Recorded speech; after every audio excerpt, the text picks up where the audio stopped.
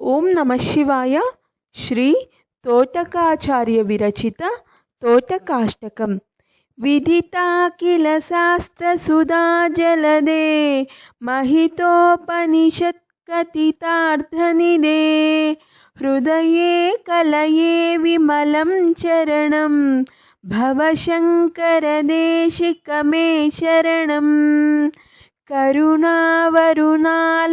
పాలయ మాం భవసాగర దుఃఖవిదూనహృదం రచయా కిల దర్శన తత్వవిదం భవశంకరదేశికమే శరణం. భవతా జనతా సుహితా భవితా నిజబోధ విచారణ చారుమతే కలయేశ్వర జీవ వివేకవిదం భవశంకరదేశికమే శరణం.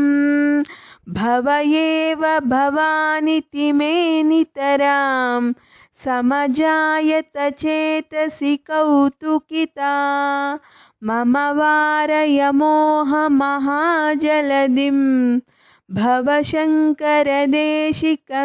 శరణం.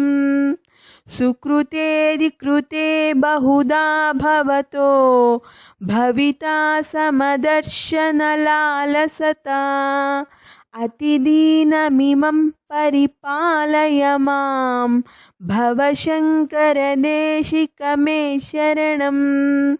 జగతిమవితుం కలితాకృతయో విచరంతి మహా సచ్చలతః అహిమాంశురివాత్ర విభాసి గురో భవశంకరదేశికమే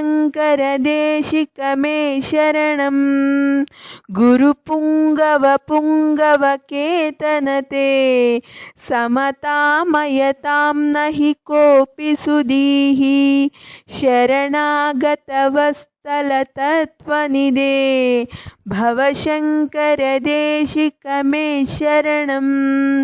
విదితా న మయా విశదైకకలా న చ కించన కాంచనమస్తి గురో ధృతమేవ విదేహి కృపాం సహజాం భవశంకరదేశికమే